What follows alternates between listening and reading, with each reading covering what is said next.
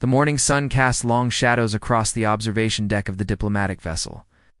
Harmony's light as Admiral Kim Hannah watched the stars slowly drift past.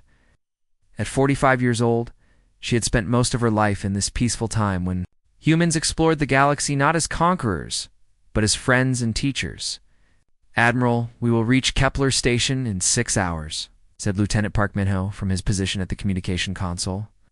His voice was calm and steady, the way all human voices had become over the past 2 centuries. There was no rush, no fear, no anger in his words. Hannah nodded and turned to look at the massive space station growing larger in the distance. Kepler Station was like a small city floating in space, with bright lights and spinning sections that created artificial gravity. It was a place where dozens of different alien species came to trade, talk, and solve problems without fighting. "Is my daughter ready for her first big mission?" Hannah asked, her second in command. "Commander Lee Junho, Ambassador Kim Yuna is reviewing the cultural exchange documents right now. She seems excited about meeting the Altarian delegates," Junho replied with a small smile. "She has your determination, Admiral." Hannah felt proud thinking about her 24-year-old daughter. Yuna had studied languages and cultures her whole life, preparing for this moment when she would help different species understand each other better.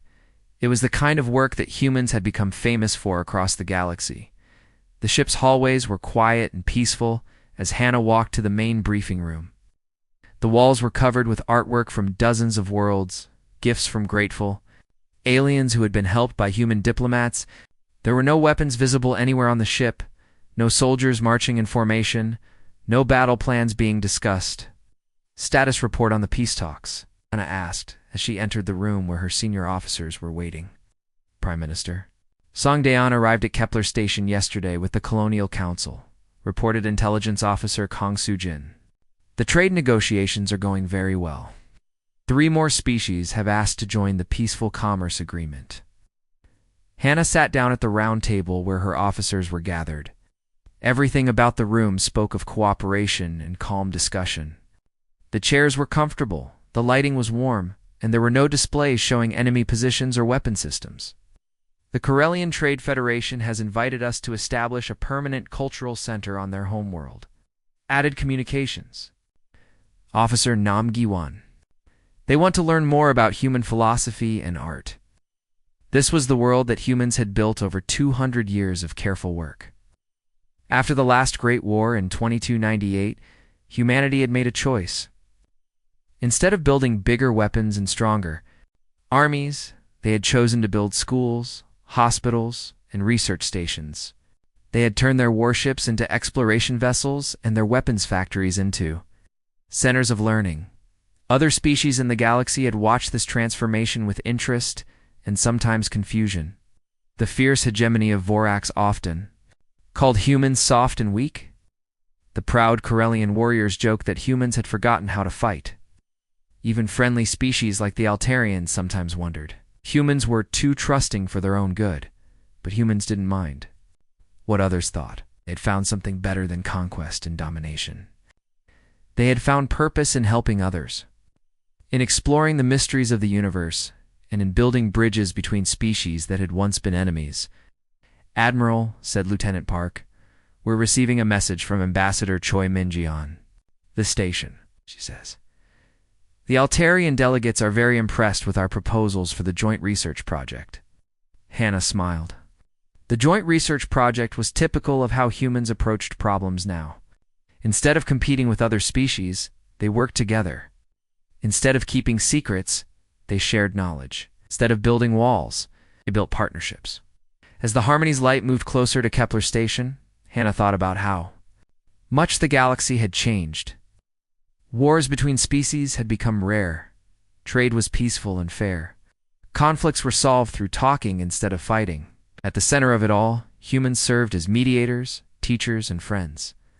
Pair. For docking, Commander Lee announced over the ship's communication system, "All diplomatic personnel report to your stations." Hannah stood up and walked back to the observation deck. Through the large windows, she could see the busy docking bays of Kepler Station. Ships from dozens of different worlds were arriving and departing peacefully. Alien crews worked alongside human technicians. Children from different species played together in the station's parks. This was the golden age that humanity had built through patience, wisdom, and choice. They had proven that strength didn't always mean the ability to destroy. Sometimes the greatest strength was the ability to build, to heal, and to bring peace where there had once been conflict. "Admiral, we're ready for final approach," reported the pilot. "Take us in," Hannah said quietly, watching the beautiful sight of so many different species working together in harmony. "Take us home." She had no way of knowing that in just 3 days, everything would change forever. The attack came on the third day of the peace talks, just as the morning shift was beginning on Kepler Station. Admiral Kim Hannah was in her quarters, reading reports about the successful negotiations, when every alarm on the Harmony's light began. Screaming at once, she ran to the bridge, her heart pounding as she saw her crew rushing to their stations with expressions of shock and fear. Lieutenant Park Min-ho was staring at his screen with wide eyes, his hands shaking as he worked the controls. "Admiral, I'm reading 40 unknown ships approaching fast," he said, his voice breaking. "They're not responding to our signals, and their weapon systems are active." Hannah looked out the main window toward Kepler Station and felt her blood turn cold. The peaceful space station that had been bustling with life just hours before was now surrounded by dark, angular ships that looked like metal sharks swimming through space. These weren't exploration vessels or trade ships. These were warships, built for one purpose only. "Get me a communication channel to the station," Hannah ordered, but even as she spoke, bright flashes of light began erupting across the stations.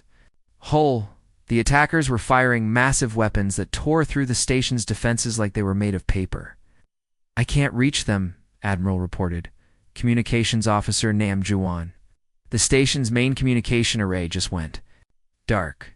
Hannah watched in horror as the central hub of Kepler Station, where her daughter was working with the other diplomats, exploded in a ball of fire that lit up the darkness of space. The beautiful rotating sections of the station began to break apart, spinning wildly as atmosphere and debris poured out into the void. "Admiral, I'm picking up a broadcast signal from the lead attack ship," said Lieutenant Park. The main screen flickered to life, showing a creature that looked like a nightmare come to life. It had multiple eyes that glowed red, sharp teeth that dripped with saliva, and claws that clicked against the metal floor of its ship. When it spoke, its voice was full of hatred and cruelty. "I am War Leader Thekmar of the hegemony of Vorax," the creature said in broken but understandable galactic standard. "Today we end the age of weakness that has infected this galaxy like a disease." Hannah felt sick as she watched the station continue to break apart. 50,000 beings lived and worked on Kepler Station. Scientists, diplomats, traders, families with children. All of them were dying while this monster spoke of weakness and disease. The humans and their pathetic philosophy of peace have made all species soft and weak, Thekmar continued. "You have forgotten that the strong should rule and the weak should serve or die. We will remind you of this truth." More explosions rocked the station as the Vorax ships continued their brutal attack. Hannah could see escape pods launching from the dying station, but most of them were being destroyed by the attackers before they could reach safety. "This is our declaration to the galaxy," the war leader said, his multiple eyes gleaming with cruel satisfaction. "The hegemony of Vorax claims this sector and all surrounding systems. Any species that resists will share the fate of this station. The age of peace dies today, and the age of strength begins." The transmission cut off just as the station's main reactor core went critical. Explosion was so bright that it temporarily blinded the sensors on the Harmony's light. When the light faded, Kepler Station was gone.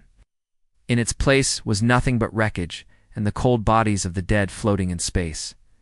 Hannah stood frozen on the bridge, unable to process what she had just witnessed. Her daughter Yuna had been in that central hub when it exploded. Prime Minister Song Daeon, the Colonial Council, hundreds of human diplomats and cultural workers, all gone in a few minutes of senseless violence. "Admiral," whispered Commander Lee Junho, "what are your orders?" Hannah looked at her crew and saw the same shock and disbelief in their eyes. These were people who had spent their entire lives in peace, who had never seen real violence, who had believed that talking and understanding could solve any problem. Now they were faced with an enemy that had no interest in talking, no desire for understanding, and no mercy for the innocent. "Send an emergency message to Earth," Hannah said, her voice barely audible. "Tell them what happened here. Tell them that the Vorax have declared war on peace itself." As the Harmony's light began its journey back to human space, Hannah remained on the bridge, staring at the wreckage where Kepler Station had been. The Vorax ships were already gone, probably moving on to attack other peaceful settlements. Had struck without warning, killed without mercy, and left nothing but death and destruction in their wake. For 200 years, humanity had chosen to build instead of destroy, to heal instead of harm, to seek peace instead of war. They had believed that this choice made them stronger, not weaker. They had believed that kindness and cooperation were the highest forms of civilization. The Vorax had just shown them what the galaxy really thought of their peaceful ways. Now humanity would have to decide what they thought of the galaxy's violent ones. The age of peace was over. What would come next would be up to humanity to decide. The news of Kepler Station's destruction reached Earth 18 hours after the attack. Kim Hannah had never seen her peaceful homeworld move so fast or with such deadly purpose. Within 6 hours, everything changed. The Terran Confederation, which had governed humanity for over 2 centuries, dissolved itself in an emergency session that lasted only 20 minutes. In its place rose something that had not existed since the ancient wars, the Terran War Council. Emergency powers that had been written into law, but never used, were activated with votes from all 47 colony worlds. Hannah found herself standing in a room, deep beneath the mountains of Earth that she had never known existed. The war room was enormous, with screens covering every wall and hundreds of people working at control stations. The air hummed with energy and purpose that felt completely different from the calm, peaceful atmosphere she had known her entire life. "Status report," she commanded. Her new rank was Supreme Commander, a title that had not been used in over a century. Her voice carried a hard edge that would have surprised anyone who had known her as a diplomat just days before. "Industrial conversion is ahead of schedule," reported General Zhang Hyok, a man who had supposedly been retired for 20 years, but now wore a uniform that looked like it had been pressed yesterday. "The art colonies are shutting down their sculpture factories and building war machines instead. The research stations are turning their peaceful discoveries into weapons." Hannah nodded, still trying to understand how quickly her world had transformed. "What about the mothball fleets?" A smile crossed the general's face, and for the first time, Hannah realized it was not a kind smile. The Vorax aren't the only ones who've been keeping secrets. Beginning Project Resurrection now, across human space, things that had been hidden for decades began to reveal themselves. On the moon of Titan, a mountain split open to reveal a massive military shipyard that had been operating in secret for 50 years. The asteroid field near Vega opened like a flower, releasing hundreds of warships that had been waiting silently. In the darkness, most shocking of all, the peaceful research stations that orbited quiet planets began to unfold like deadly flowers. Hidden weapon systems emerged from what had looked like simple communication arrays. Ships that had been disguised as cargo vessels revealed their true nature as hunters designed to kill. "Supreme Commander," said Intelligence Director Osemin, "we have confirmed casualty numbers from Kepler Station. Total dead, 50,247 beings, including 12,844 human civilians." Hannah felt something cold and hard settle in her chest. Her daughter's name was among those numbers, along with thousands of other innocent people who had believed in peace and cooperation. They had died because they trusted that talking could solve problems, that understanding could prevent violence. "Initiate the doctrine of proportional response," she said, her voice carrying to every corner of the war room.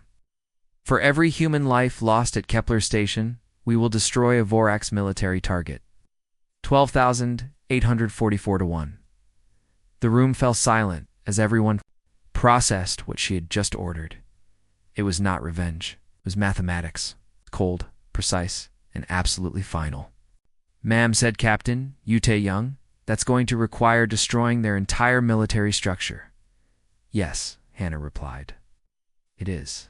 Within hours, the transformation was complete. The peaceful, artistic colonies that had spent decades creating beautiful sculptures and paintings were now producing weapons that could crack planets.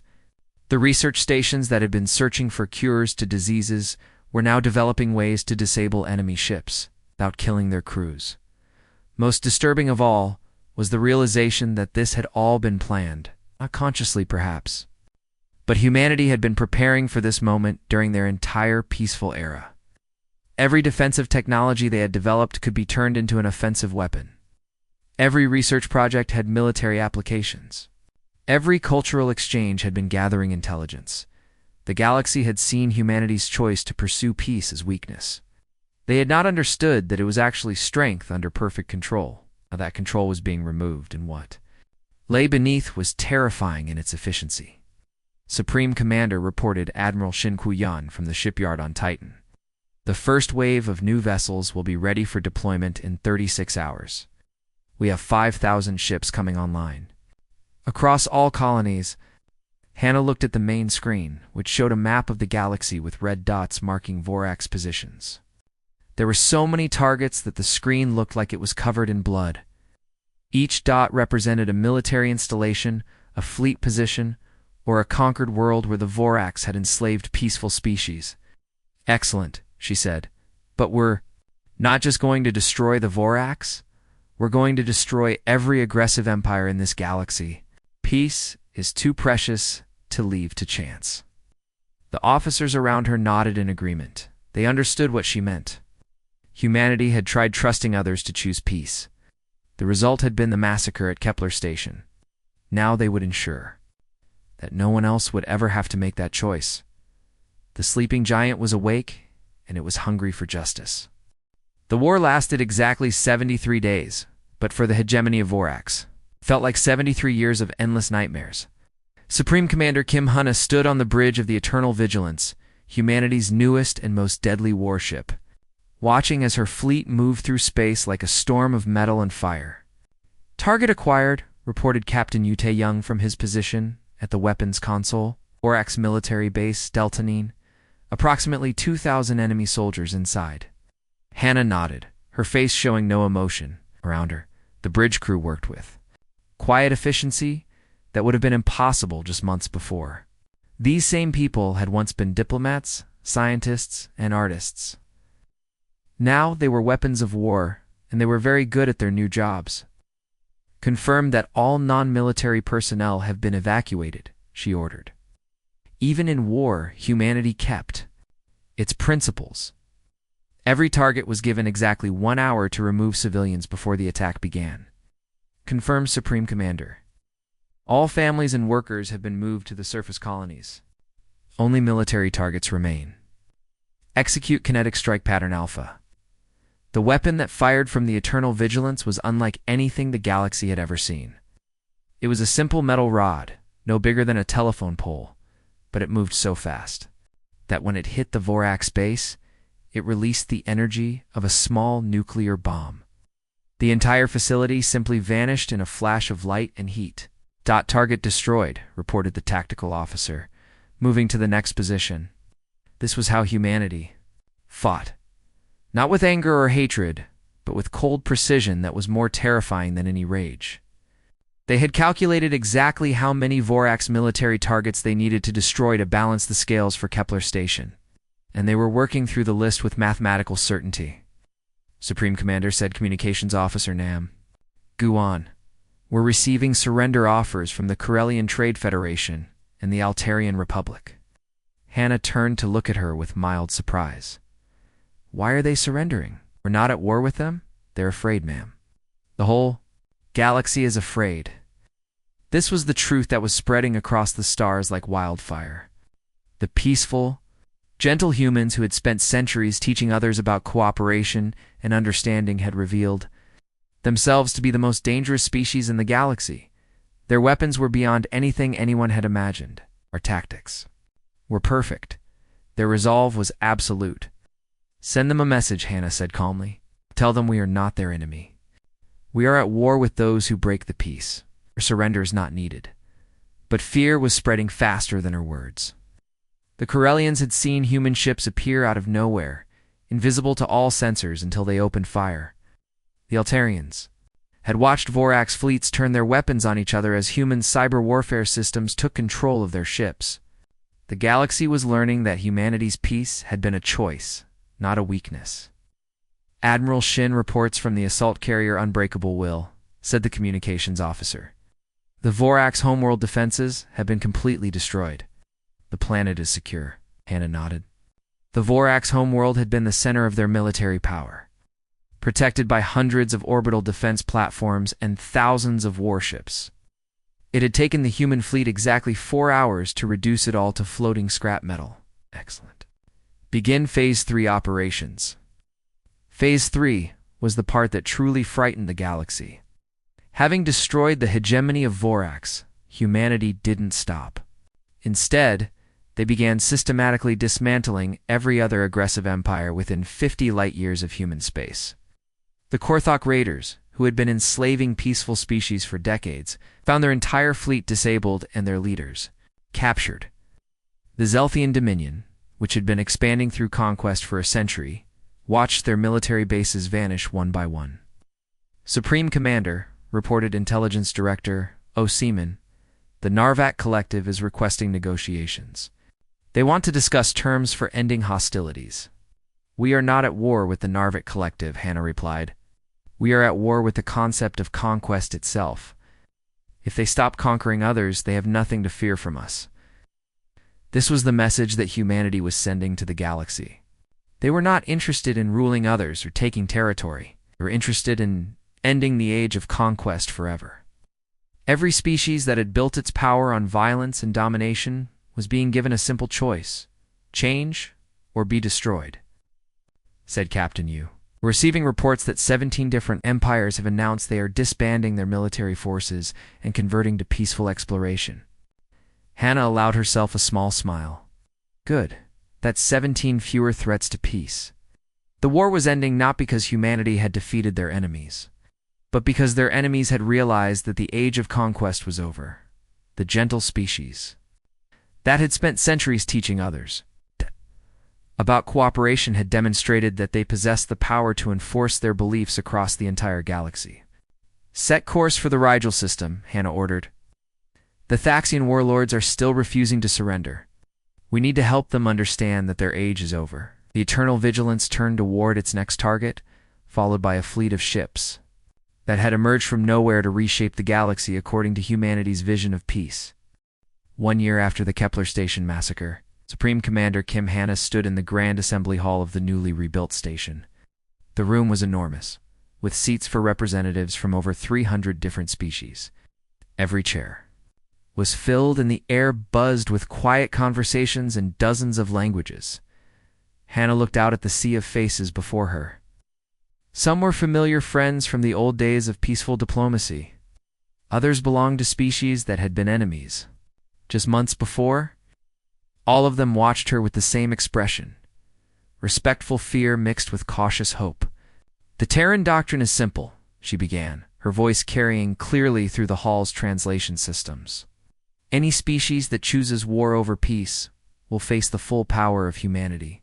Oh. This is not a threat. This is a promise. The hall was completely silent. Even the usual whispers and shuffling sounds had stopped. Everyone understood that they were witnessing the birth of a new age in galactic history. We do not want to rule you, Hannah continued. We do not want your planets or your resources. We want only one thing: peace. The choice between war and peace is still yours to make. Choose wisely. In the front row sat Ambassador Kethfer of the former hegemony of Vorax. His species had been completely defeated, their military destroyed, their aggressive government disbanded. But unlike the old days of conquest, humanity had not enslaved or destroyed the Vorax people. Instead, they had been given a chance to rebuild their civilization based on cooperation instead of domination. The 73-day war is over, Hannah announced. But the peace it created has just begun. Today we established the Galactic Peace Council, with representatives from every species in known space. Conflicts will be resolved through discussion, not violence. Trade will be conducted fairly, with no species forced to accept unfair terms. As she spoke, Hannah could see the changes that had swept across the galaxy. The slave markets of the Korthak. Raiders had been converted into schools and hospitals. The conquest fleets of the Zelthian Dominion had been turned into exploration vessels. The fortress worlds of the Thaxian warlords had become centers of learning and culture. Some of you may wonder if humanity has simply replaced one form of domination with another, she said, looking directly at the representatives of species that had once been aggressors. The answer is no. We have no interest in controlling your daily lives, your governments, or your cultures. We care only about one thing, that you do not harm others. Director Osemin, who now served as humanity's chief of galactic intelligence, stepped forward with a datapad. In the past year, we have seen remarkable changes. 17 former warrior species have converted their militaries to peaceful purposes. 43 enslaved species have been liberated. Trade between species has increased by 300%. The numbers were impressive, but Hannah knew they only told part of the story. The real change was in the atmosphere of the galaxy itself. Fear had been replaced by hope. Suspicion had been replaced by cooperation. The constant threat of war had been replaced by the certainty of peace. However, Hannah continued, her voice becoming harder, some species still believe they can return to the old ways. Just last month, the Gravik tribes attempted to raid a peaceful mining colony. They discovered that our promise of protection is as real as our promise of retaliation. The Gravik representative shifted uncomfortably in his seat. His people had learned the hard way that humanity's surveillance network now covered the entire galaxy.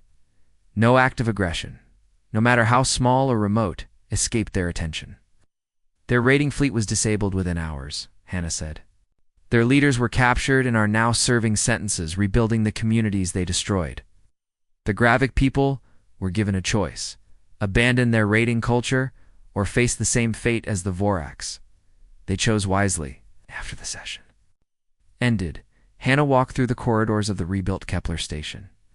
The walls were covered with artwork from hundreds of worlds, just as they had been before the attack. Children from different species played together in the parks. Scientists shared discoveries that would benefit everyone, but there were differences too. Hidden security systems monitored every corridor. Concealed weapon emplacements could activate in seconds if needed. And in the depths of the station, a small but powerful human garrison maintained constant watch. Hannah stopped at the memorial wall where the names of the massacre victims were carved in quantum crystal. Her daughter's name, Kim Yuna, glowed softly near the top of the list. She traced the letters with her finger, thinking about the young woman who had believed so deeply in peace and understanding. "Did we do the right thing?" asked Colonel Park Shung-ho, her personal aide, and one of the few survivors from the original Harmony's light. Hannah was quiet for a long moment. Yuna believed that all beings could choose to be better than their worst impulses. She died because evil people proved her wrong.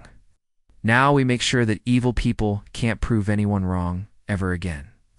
The galaxy had learned that humanity's greatest strength was not their ability to wage war, but their ability to choose peace while possessing the power to enforce it. The new galactic order was built on a simple foundation: peace through strength, cooperation through choice, and the absolute certainty that those who chose violence would face consequences beyond their imagination. As Hannah walked back to her quarters, she could hear the sounds of a peaceful, busy station around her. It was the sound of the future her daughter had dreamed of, protected by the strength her daughter had never needed to use.